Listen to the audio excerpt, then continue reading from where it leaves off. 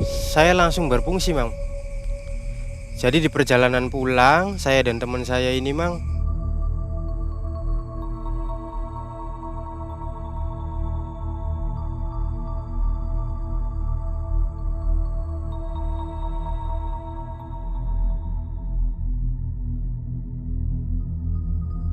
waktu itu saya dites sampai menggunakan gergaji mesin, Mang, atau senso. Sosoknya tinggi besar, kurang lebih 3 meteran.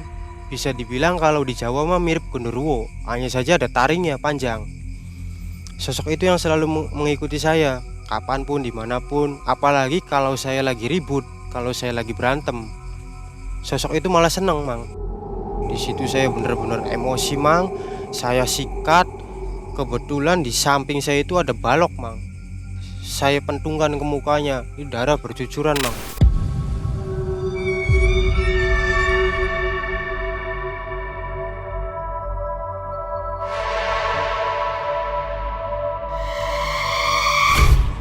Kembali lagi setelah korban saya ini atau orang yang berkelahi dengan saya ini keluar darah, di situ saya merasa puas, Mang. Seakan-akan kepuasan tersendiri untuk diri saya. Saya di situ sudah memiliki beberapa lahan parkiran, 3 atau 4. Di situ uang jalan setiap harinya. Ibadah saya pun mulai ada efeknya ke ibadah. Yang namanya dengar suara adzan, yang namanya dengar suara puji-pujian dari masjid itu panas, Mang, kuping.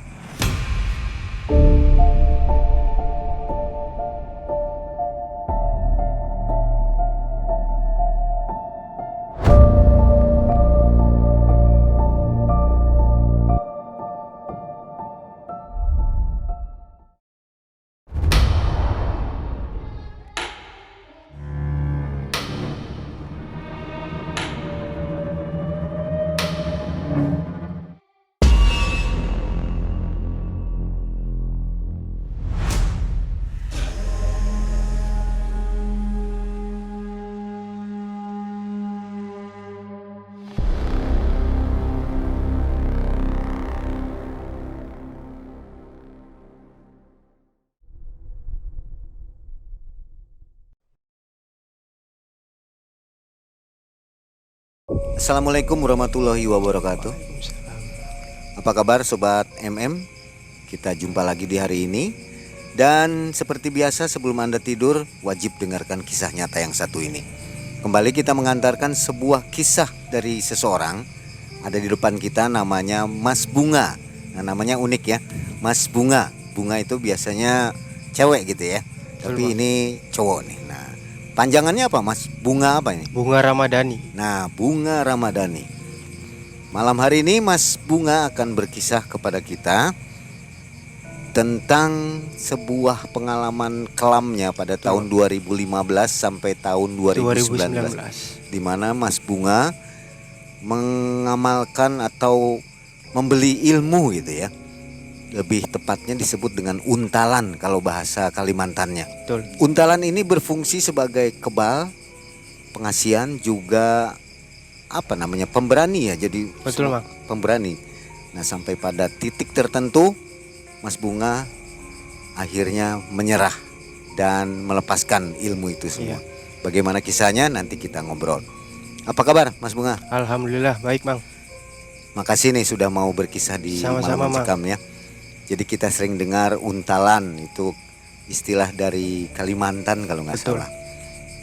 Sebelum mulai berkisah, ada baiknya Mas Bunga terima ini dulu nih, kenang-kenangan dari Malam Mencekam ya. Kenang-kenangan harus dipakai. Mas Bunga nanti ini kaosnya dipakai ya. Siap, Mang. Tanda bahwa Mas Bunga sudah pernah tampil di Malam Mencekam. Siap. Mas Bunga aktivitas apa nih? Saya kerja, Mang, di salah satu rumah sakit Kabupaten Cirebon. Masih aktif sekarang ya? Masih sampai sekarang, Mang. Baik. Dan Mas Bunga, ini nggak apa-apa ya kita syutingnya di kebun pisang nih. Siap, nggak apa-apa, Mang. Jam 1 malam. Dan cukup mencekam suasana di sini, cukup dingin dan nyamuk di mana-mana yang jelas. Kita akan dengarkan kisah dari Mas Bunga yang mengalami kejadian paling menyeramkan dalam hidupnya. Sudah siap Mas Bunga? Siap. Silakan ceritakan. Jadi gini Mang, bermula di tahun 2015, waktu awal saya lulus sekolah Mang. Di situ posisi saya lagi cari-cari kerjaan Mang. Tanya ke sana, tanya ke sini, cari informasi pekerjaan. Tiba-tiba saya kontak-kontakan Mang dengan teman STM saya dulu. Sebut saja namanya Adi. Nah, di sini saya tokoh-tokoh saya samarkan semua ya Mang namanya.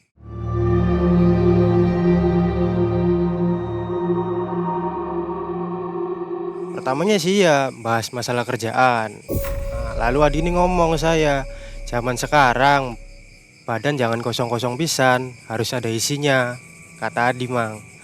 Saya pun penasaran maksudnya gimana. Udah, kalau kamu mau ikut saya, nanti saya anterin ke orang yang ngerti, biar badan kamu diisi. Oke Mang, saya pun ikut kan. Tertarik? Tertarik Mang. Selang seminggu dari itu, saya minta tolong Adi Mang untuk nganter ke, disebut saja namanya Mbak Joni Mang. Rumah Mbak Joni ini masih di salah satu daerah Kabupaten Cirebon juga Mang. Siang hari saya sama Adi menuju ke rumah Mbak Joni. Di rumah Abah Joni ini Mang, saya tanpa basa-basi lagi langsung to the point. Jadi Abah Joni ini langsung ngomong ke saya, kamu mau pengisian kodam apa? Saya pun jawab Mang, saya mau kayak teman saya, Bah. Saya mau kayak Adi, punya kodam macan putih. Jadi kodam macan putih ini fungsinya itu untuk bisa sebagai pagar diri, baik gaib maupun fisik. Bisa sebagai pengobatan kalau kamu sudah selaras nanti. Bisa juga sebagai kewibawaan dan keberanian. Situ saya semakin tertarik Mang. Dijelaskan oleh Abah Joni, maharnya 500.000 Mang waktu itu. Saya maharin Mang 500.000 itu, kebetulan saya lagi ada uang Mang. Uang hasil bohongin orang tua saya Mang, yang seharusnya uang untuk membuat surat lamaran pekerjaan, tapi saya gunakan malah ke hal tersebut Mang. Saya bayar 500.000 itu, lalu Abah Joni memberikan 3 butir pelor Mang. Bentuknya pelor biasa, cuman baunya bener-bener wangi. 3 butir pelor itu saya suruh makan Mang, sambil diberi air, segelas air yang sudah dicampur garam. Kata Abah, ini pelor sebagai media penyelarasan untuk kodamnya menyatu dengan badan kamu. Silakan dimakan. Saya nurut Mang. Saya makan pelor tersebut. Saya minum air yang sudah didoakan Abah Joni itu. Lalu punggung saya dirajah Mang. Saat punggung saya dirajah itu seperti ada energi panas Mang, yang masuk ke seluruh tubuh saya. Sekitar kurang lebih 15 menit, nah Abah Joni pun bilang ke saya, alhamdulillah prosesnya kelar. Jadi Abah Joni ini menjelaskan kalau penggunaan dari pelor ini Mang ada pantangannya.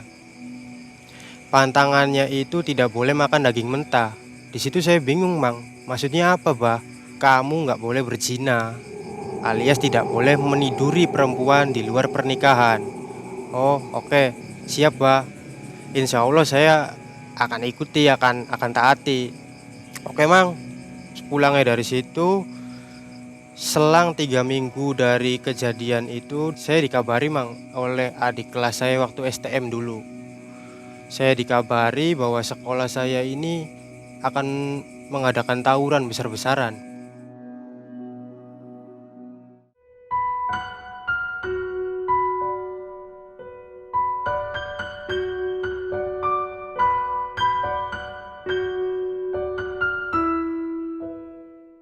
Pikir saya saat itu memang saya belum ada kesibukan, dan sekalian mau ngetes juga apakah berfungsi yang pengisian kemarin itu.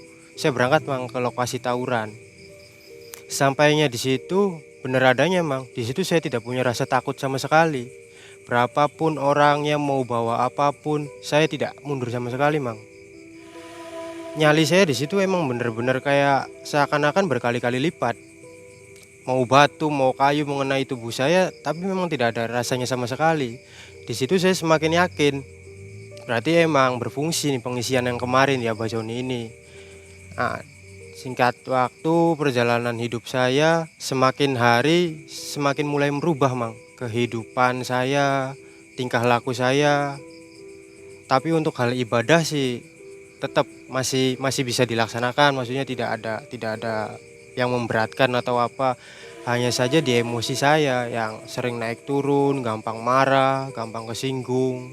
Waktu saya pengisian itu tidak ada sosok apa-apa sih. Biarpun waktu di awal katanya mau diisi macan putih, tapi selama selama di kehidupan saya nggak ada makhluk yang nongol sama sekali. Setahun setelah kejadian itu, Mang, saya bertemu dengan teman tongkrongan saya, tepatnya habis lebaran. Beliau ini bercanda, Mang, sama saya.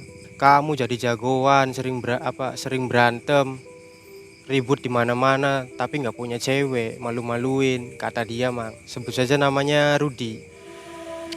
Nah, saya nanya ke Rudi, emang gimana, Rud? Biar saya bisa kayak kamu, bisa gonta-ganti cewek, bisa dapetin cewek-cewek cantik. Nah, Rudi ini ngarahin ke saya untuk mendatangi suatu paranormal lah, dibilangnya khusus pelet dan pengasihan, Mang.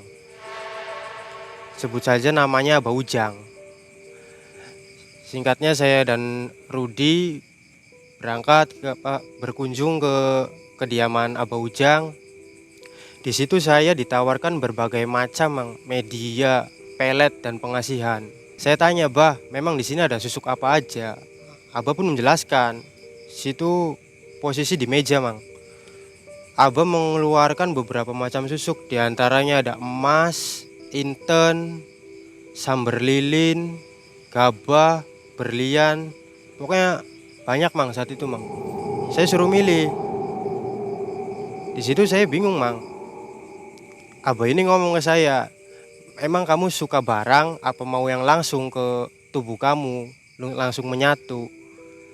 Saya pilih, "Ya udah, Bah, karena saya nggak suka barang, nggak suka aksesoris, saya pilih yang langsung menyatu aja ke tubuh saya."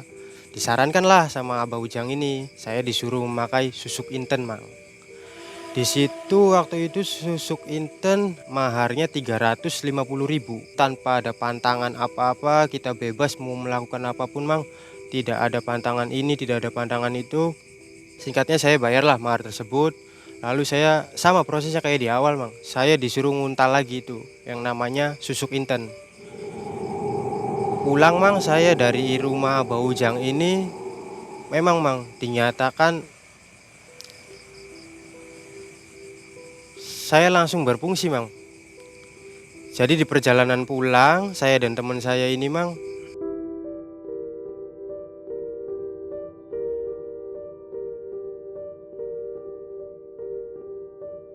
saya langsung berfungsi, Mang. Jadi di perjalanan pulang, saya dan teman saya ini, Mang,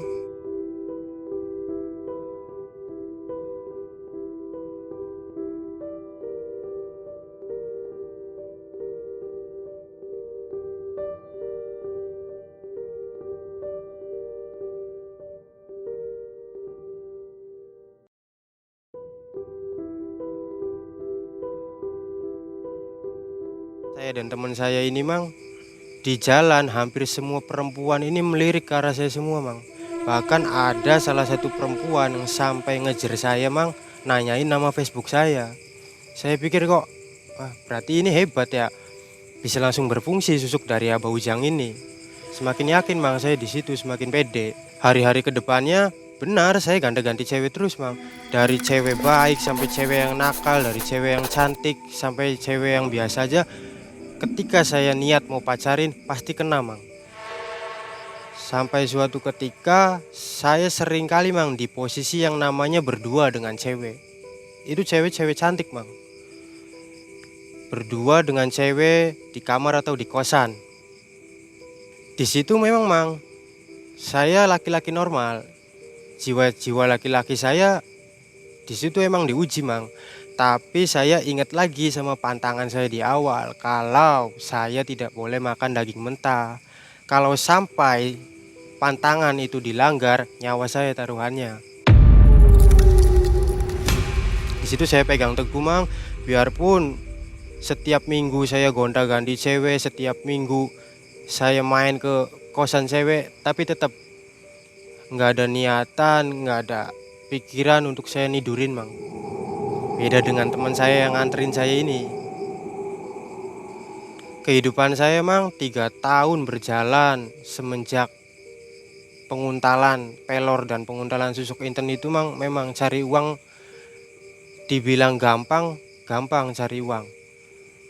Kesini saya dihormati, kesini saya dihargai, orang-orang semuanya segan.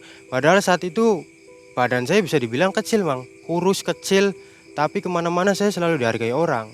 Misalnya saya ke alun-alun nih mang, main malam minggu kan, itu mau dari yang badannya gede-gede, mau yang sampai bertato, penuh satu badan pun semuanya menghormati saya mang. Malah di situ saya bener-bener main dimanapun dijamu bener-bener.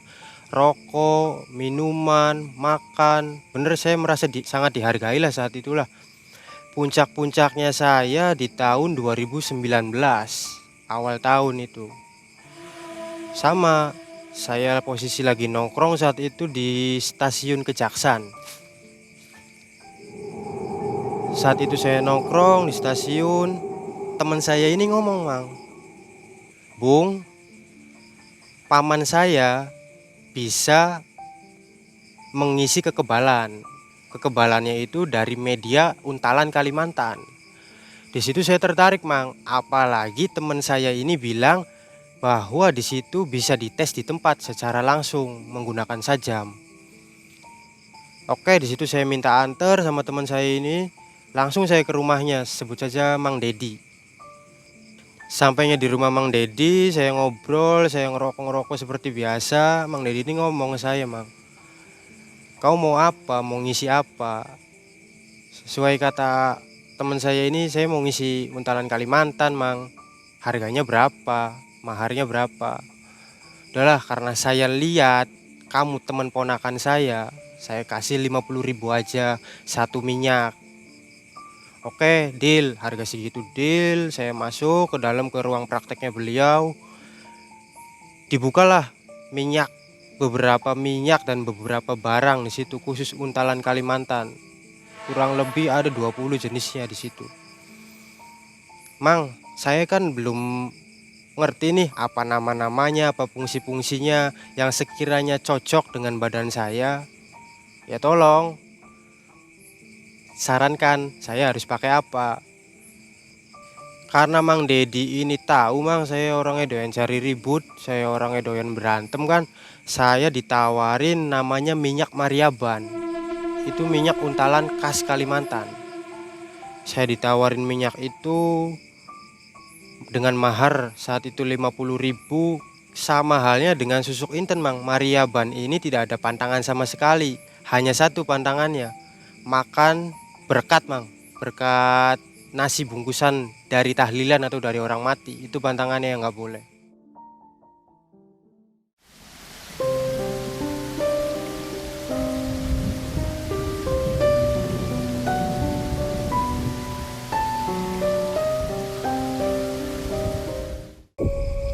Mau mabok, mau main cewek, bebas mang dari Untalan Kalimantan ini. Jadi kisahnya ini mirip dengan waktu kita di Kalimantan ya, Betul mang, dengan kisah Bang Ahim itu betul. yang seorang debt collector. Iya, Jadi bisa disaksikan juga nih, agak mirip, ada kemiripan dengan betul kisah. mang. Baik, silakan. Saya ambil Untalan Kalimantan itu bernama Mariaban. Prosesnya sama mang. Jadi prosesnya itu sebelum kita menguntal atau sebelum minyak itu masuk ke tubuh kita seakan membuat perjanjian atau pernyataan kepada minyak tersebut mang. Isinya gini, kamu menyatu dengan tubuh saya, tapi 41 hari sebelum kematian saya kamu harus keluar. Setelah itu langsung diuntal mang minyak tersebut. Mungkin ya, ini mungkin kalau saat awal kita menggunakan media Kalimantan tidak diberi pernyataan dulu tersebut, mungkin akan memberatkan saat proses kematian kita kelak. Kayaknya seperti itu. Saya diarahkan sama Mang Dedi ini, minyak sudah saya makan, saya untal, di situ saya langsung dites mang, menggunakan mandau yang benar-benar tajam. Jadi saya coba dulu nih, mandau bisa ngiris tisu. Kalau tisu aja sobek, apalagi kulit saya. Dites lah mang langsung. Mandau ini ke tubuh saya, ke kulit saya. Awalnya di tangan. Di tangan terasa kayak licin kulit saya itu mang. sama sekali nggak ada rasa goresan apa-apa, padahal itu bener-bener mandau tajam. Di tangan saya tidak mempan, langsung di leher saya digorok Mang dengan mandau tersebut. Semakin yakin di situ, udah Mang, saya mengucapkan banyak terima kasih sama Mang Dedi. Mang Dedi pesen cuman, kamu harus ingat pantangannya, jangan sampai makan nasi berkat dari orang mati itu. Saya pulang Mang, saya pulang. Di situ kehidupan saya mulai berubah Mang. Saya mulai temperamental, emosi saya nggak bisa terkendali Mang. Karena saat mulai memakan minyak Mariaban itu Mang, ada satu sosok. Sosoknya tinggi besar, kurang lebih 3 meteran. Bisa dibilang kalau di Jawa mah mirip genderuwo, hanya saja ada taringnya panjang. Sosok itu yang selalu mengikuti saya, kapanpun, dimanapun. Apalagi kalau saya lagi ribut, kalau saya lagi berantem, sosok itu malah seneng Mang. Ada kejadian waktu itu saya ribut di stasiun Kejaksan Mang, karena setiap minggu kan saya nongkrong di situ. Banyak anak-anak muda yang nongkrong di situ. Ada segerombolan anak muda yang melirik nggak enak ke arah saya Mang. Di situ emosi saya langsung naik, langsung saya sikat orang-orang yang ada di situ. Ngerinya lagi Mang, kalau setiap kali saya nyikat orang ini atau saya gebukin orang, sebelum saya ngelihat dia keluar darah, saya belum bakal selesai Mang. Saya sikat orang-orang tersebut, dan memang nyali saya berkali-kali lipat daripada waktu saya menggunakan pelor dari Abah Joni pertama Mang. Di situ kehidupan saya mulai bisa dibilang rusak Mang. Jadi karena saya yakin nih badan saya udah kebal, senjata tidak ada yang bisa ngelukain saya. Di situ saya, pikiran saya gimana caranya biar saya bisa dapat uang tambahan Mang. Saya turun ke jalan, saya coba cari-cari. Ada nih teman saya ini ngomong, gimana kalau kamu ngerebutin lahan parkiran ilegal. Nah, emang di situ ladangnya duit Mang. Jadi sudah terjadi beberapa orang yang melakukan perebutan. Nah, perebutannya di situ tuh pasti menggunakan kekerasan. Di situ saya tertarik, saya datangi salah satu lahan parkir ilegal tersebut. Di situ sudah ada premannya. Nah, saya disambut nggak enak Mang sama preman yang sudah memiliki lahan tersebut. Bilang, kamu mau apa? Kamu datang ke sini mau ngerebut apa mau gimana? Awalnya saya masih santai, tapi omongan dia semakin tinggi Mang. Di situ saya bener-bener emosi Mang. Saya sikat. Kebetulan di samping saya itu ada balok Mang. Saya pentungkan ke mukanya, ini darah bercucuran Mang.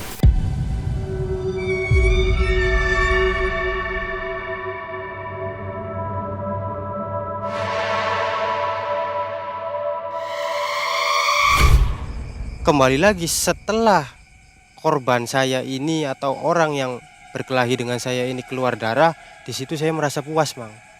Seakan-akan kepuasan tersendiri untuk diri saya. Singkatnya, saya di situ sudah memiliki beberapa lahan parkiran, mungkin ada sekitar 3 atau 4. Di situ uang jalan setiap harinya. Ibadah saya pun mulai ada efeknya ke ibadah. Efeknya saya bener-bener yang namanya dengar suara adzan, yang namanya dengar suara puji-pujian dari masjid itu panas Bang kuping. Itu setelah merebut wilayah-wilayah parkir Iya, itu, perjalanan ke depannya. otomatis mereka dendam dong. Pasti Mang. Saya setiap kemanapun atau main kemanapun pasti menggunakan bandana atau tutupan muka Mang. Karena di mana pasti saya dicari Mang. Singkatnya, saya ibadah sudah jarang, sudah bisa dibilang sudah tidak kenal ibadah Mang. Hubungan sama orang tua saya pun bisa dibilang berantakan. Saya sering ngelawan orang tua saya yang tadinya saya anak baik-baik. Ibu saya setiap hari saya bikin nangis. Bapak saya apalagi sampai berani saya mengajak berantem bapak saya sendiri Mang. Minggu-minggu selanjutnya saya semakin parah, saya semakin brutal lah kehidupan saya. Saya hanya berantem. Hampir setiap minggu itu ada saja korban Mang yang nuntut ke rumah saya, mendatangi rumah saya. Jadi kejadian tuh saya ribut di alun-alun Kejaksan. Nah, di situ korban ini katanya si pelipisnya sobek, perlu dijahit. Karena korban ini tahu rumah saya, tahu alamat saya. Nah, keluarga dari korban ini mendatangi rumah saya dan meminta pertanggungjawaban. Kalau sampai saya tidak memberikan biaya pengobatan, saya akan dilanjutkan ke kasus hukum. Di situ orang tua saya bingung. Kalau sampai tidak mengeluarkan biaya perobatan, ya saya bisa-bisa dipenjara. Gimana pun caranya, orang tua saya tetap namanya anak, tetap dibantu kan, bagaimanapun mau sampai bapak saya waktu itu jual motor mang untuk biaya pengobatannya korban saya ini. Di situ tetap mang yang dirugikan tetap orang tua saya. Sampai beberapa kali itu orang tua saya kalau dihitung-hitung sudah habis belasan juta, bahkan puluhan juta mang. Ibu saya semakin stres, bisa dibilang mati berdiri ibu saya waktu itu. Ibu saya sakit-sakitan terus. Puncak-puncaknya itu 7 bulan setelah untalan Kalimantan ini mang. Saya ribut sama orang. Orang ini selalu ngomong gak enak ke saya. Ngomongnya sih bukan ke saya, tapi ke teman-teman saya. Teman-teman saya ini laporan ke saya. Si A ini selalu ngomongin kamu. Katanya kamu tuh cemen, katanya kamu tuh banyak omongnya aja. Tanpa pikir panjang saya samperin ke rumahnya langsung. Itu kejadiannya malam hari mang. Si A ini mang lagi makan di depan rumahnya, makan mie. Saya datangi, saking emosinya, saking keselnya saya ambil mangkok mie-nya, saya hajar mukanya dari sini sampai ke dagu, sobek, darah bercucuran mang di situ. Setelah itu orang tuanya teriak-teriak dari dalam, saya lari pulang ke rumah. Selang 30 menit dari kejadian itu, keluarga korban ke rumah saya mang, sambil membawa pihak yang berwajib, meminta untuk biaya pengobatan. Kalau sampai saya tidak atau orang tua saya tidak membayar biaya pengobatan tersebut, saya akan dilanjutkan ke kasus hukum. Cari uang lagi harus gimana mang? Sampai jual ini jual itu udah habis-habisan untuk saya saat itu. Ada nih saudara saya, saudara dari ibu saya yang meminjamkan uang senilai 7,5 juta saat itu mang, untuk biaya pengobatan tersebut. Dibayarkanlah uang 7,5 juta tersebut, masalah clear dengan kekeluargaan. Di situ saya mikir kalau saya terus-terusan begini bisa-bisa ibu saya meninggal. Karena itu emang ibu saya bener-bener sakit parah, nggak bisa berdiri sampai karena emang nggak makan-makan mikirin saya terus mang. Di situ kan ada penghasilan dari si masnya. Uangnya habis-habis terus mang. Jadi biarpun setiap hari saya kurang lebih saat itu 1 juta saya bisa kantongi, tapi uangnya habis-habis terus. Sehari sejuta Sehari bisa? 1 juta, sehari kadang 1,2 juta selalu habis untuk poya-poya minum dengan teman-teman mang. Jadi mabok juga, cewek juga. Kalau cewek saya masih inget di pantangan di awal itu yang masih saya pegang. Jadi biarpun saya bisa dibilang doyan berantem, doyan cari kerusuhan, tapi untuk nakal ke cewek saya enggak saat itu. Jadi uang tuh harus habis sehari ya? Nggak Karena tersisa. gimana caranya biar teman-teman ini seneng mang, foya-foya terus. Pulang ke rumah habis pokoknya. Pulang ke rumah habis. Boro-boro ngasih orang tua ya? Enggak sama sekali. Di situ ibu saya sudah enggak bisa ngomong apa-apa lagi, cuman sudah bisa nangis. Kalau bapak saya cuman bilang ke saya, kamu kalau mau terus-terusan kayak gini sama aja mau matiin orang tua. Saya mikir lah di situ. Mungkin udah waktunya saya berhenti. Sudah cukup waktu nakalnya saya. Akhirnya saya ngomong ke bapak saya, Pak saya mau bener, saya mau jadi orang bener, saya udah capek hidup kayak gini.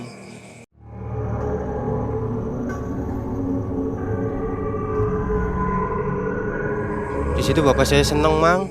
Bapak saya ini ikhtiar sampai nyari beberapa orang ustadz untuk ngeruqyah saya saat itu. Didatangilah beberapa ustadz sampai 3 orang ini nggak ada yang mampu mang. Katanya di tubuh saya ini sudah terlalu banyak jin. Sudah terlalu jadi tubuh saya ini tempat bersarangnya beberapa jin, Mang. Bukan hanya satu dua. Berapa untalan yang dari Kalimantan dipakai? Kurang lebih saya 6 untalan, Mang.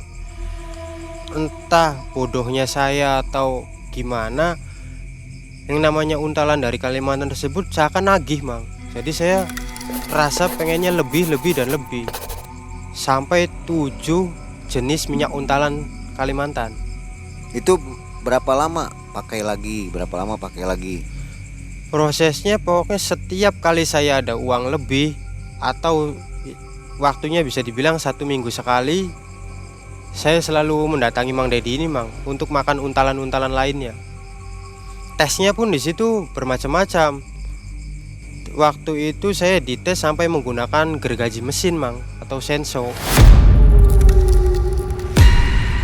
Bahkan saya dan teman saya ini dites menggunakan senapan.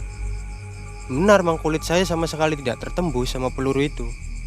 Singkatnya 3 orang ustadz ini nggak sanggup lagi ngomong ke bapak saya, tapi bapak saya ini nggak frustasi, tetap ikhtiar. Entah emang pertolongan dari yang di atas atau gimana, bapak saya ini ketemu sama kiai besar, Mang, dari Cirebon. Kebetulan beliau punya pesantren di salah satu kabupaten Cirebon. Bapak saya minta tolong sama beliau. Beliau datang ke rumah saya. Ketika beliau datang ke rumah saya ini, papasan dengan saya, tubuh saya di situ tiba-tiba lemes, Mang. Yang biasanya saya ketemu orang, mau dia punya ilmu, mau dia punya apa, biasa aja. Tapi setelah ketemu kiai ini saya lemes, Mang. Kaki saya lemes. Singkatnya saya diobatin lah, diruqyah sama kiai tersebut, sambil disarankan untuk puasa mutih 7 hari sebagai proses pembersihan diri, Mang. Ketika saya memutuskan untuk berhenti, ketika saya memutuskan untuk membuang untalan-untalan atau susuk-susuk tersebut, di badan saya ini efeknya benar-benar panas, seakan-akan makhluk-makhluk tersebut tidak terima saya ingin membuang barang-barang tersebut. Tapi tetap saya paksakan karena saya emang sudah benar-benar kasihan dengan orang tua, kan saya pengen hidup benar. Saya juga sudah ada pikiran untuk berumah tangga. 7 hari saya puasa mutih itu setiap tengah malam jam 12 sampai menjelang subuh saya muntah-muntah. Saya muntah seakan-akan isi perut saya ini keluar semua, Mang. 7 hari 7 malam saya muntah. Setelahnya itu sekitar 2 atau 3 mingguan saya sakit. Saya sakit, hanya tiduran di tempat tidur. Saya untuk makan aja kayak tangan berat. Ibu saya yang nyuapin saya makan. Saya mau ke WC saya digendong sama bapak saya. 3 minggu pengobatan itu saya sembuh, Mang. Saya dinyatakan sembuh. Kiai itu datang lagi. Alhamdulillah badan kamu sekarang udah bersih. Pengalaman yang kemarin kamu jadiin pelajaran. Ketika saya dinyatakan bersih sama kiai, saya mulai hidup normal. Saya mulai bekerja seperti biasa. Saya mulai berbakti lagi sama orang tua. Saya mulai ibadah lagi. Dan saya sudah meninggalkan lingkungan teman-teman saya, Mang, yang dulu sama-sama pernah hidup di jalan.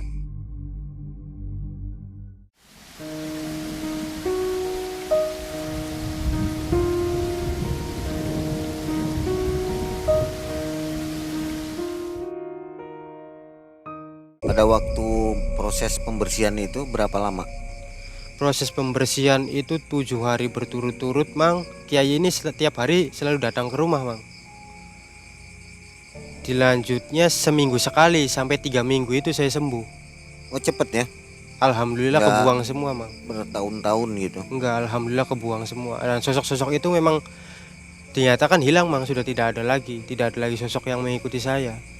Nggak ada Termasuk si gangguan? Maria Ban itu tidak ada gangguan sama sekali. Cuman prosesnya itu yang seakan-akan saya memutakan apa aja yang dalam perut saya ini kayaknya mau keluar semua, Mang. Gak tahu apa yang keluar. Kalau mendengar suara adzan pada waktu pakai untalan itu gimana reaksinya?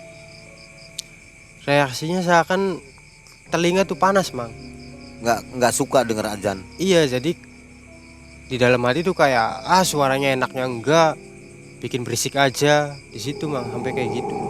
Kesel terus ya kalau dengar adzan. Betul, Mang. Masih mending ya, kalau yang di Kalimantan ada yang lebih berat lagi. sampai nggak mau dengar adzan itu sampai lari ya. Kalau nggak saya sampai, lari enggak, Mang. untung nggak sampai tingkat itu ya. Enggak, Mang. Kalau di Kalimantan sampai katanya dengar adzan sampai keluar taring, itu betul ya? Kalau yang keluar taring itu bagian tubuh dari mariabannya, Mang, yang masuk ke kita. Kalau saya hanya minyaknya aja. Oh. Jadi belum sepenuhnya mariaban itu menguasai tubuh saya, Mang. Kalau lebih lama mungkin akan lebih. Mungkin bisa. Setelah ini copot ilmunya, tentu para preman mencari kan. Mereka nyerang kembali. Alhamdulillah nggak pernah ketemu dan jarang ketemu, Mang. Nggak ada Dan ya. kalau ketemu juga ya sudah biasa lagi seperti temen aja. Yang lalu biar berlalu katanya. Jadi akur ya. Betul, Sampai sekarang. sampai sekarang. Jadi banyak kenalan preman nih. Alhamdulillah, Mang. Karena emang dari dulu sampai sekarang pun saya punya nama, Mang. Masih. Masih punya nama. Ya. Jadi main dimanapun ya enak. Jadi di wilayah kota Cirebon ini Betul, rata-rata kenal dengan betul, Mang. Mas Bunga ya. Tentunya ada rasa penyesalan di sini ya. Tentu, Mang. Pasti. Apalagi kepada orang tua. Pasti. Ada yang ingin diungkapkan nggak? Barangkali ibu dan bapak ini nonton kan? Mungkin ada yang ingin disampaikan. Silakan. Saya mau mohon maaf ke ibu saya, ke bapak saya tentang kenakalan-kenakalan saya dulu yang memang di luar batas wajar remaja pada umumnya, Mang. Ibu saya di situ sampai sakit-sakitan, bapak saya cari uang hanya untuk ngurusin persoalan saya. Ya bener-bener sekarang setelah saya lepas dari itu semua, alhamdulillah, Mang, saya mulai berbakti lagi ke bapak saya, ke ibu saya. Kaki ibu bapak saya sudah saya taruh lagi di kepala, Mang. Sekarang Udah minta ampun pokoknya gitu ya. alhamdulillah udah, Mang. Dan ibadah pun sekarang sudah berubah ya. Alhamdulillah ibadah sudah lancar lah. Mungkin ada yang disampaikan untuk para korban-korban sebelumnya. Barangkali nonton mereka. Cuman permohonan maaf sih dari saya. Mungkin waktu itu kita kan sama-sama remaja waktu itu, Mang. Emang masih labil-labilnya, emang masih emosi-emosinya. Jadi sekarang kan kita sama-sama dewasa ya. Maaf dan semoga kedepannya lebih baik lagi. Udah kita saudaraan aja. Ya, syukur ya. Sudah ada permintaan maaf dari Mas Bunga ini. Lebih enak mana ketika punya untalan, ilmu kebal, segala kebutuhan itu untuk jagoan? Mm-mm. Lebih enak mana dengan yang sekarang? Kalau cari uang enak saat saya punya pegangan-pegangan tersebut, Mang. Tapi kan tidak tenang saat itu. Saya kemana-mana pun rasanya was-was. Kemana-kemana saya kesini dicari orang, kesini dicari orang. Bener-bener was-was saat itu. Kalau sekarang saya udah hidup normal, saya bisa saling menghormati sama orang lain. Alhamdulillah, Mang. Biarpun saya cuma mengandalkan gaji saya yang kecil, tapi alhamdulillah berkah. Nggak ada pikiran was-was lah kayak dulu. Ada pesan nggak untuk mereka yang masih menggunakan hal-hal seperti ini? Pesan-pesannya sih untuk para remaja, janganlah sampai terjun ke hal-hal seperti ini. Nakal boleh, tapi goblok jangan. Saya sih pesen, Mang, segera dilepasin biar bisa hidup normal, biar punya rasa takut lagi sama orang, biar kehidupan tuh enak lah. Udah, Mang, gitu. Ya, jadi lebih nyaman sekarang ya. Betul, Jadi Mang. lebih baik jangan pakai seperti itu deh. Jangan. Jangan ya. Biarpun hasilnya enak tapi jangan. Kecuali hidup di hutannya sendirian. Betul. Nggak ada yang Ya. merindukan, Nggak ada silakan yang di hutan. dirugikan. Ya.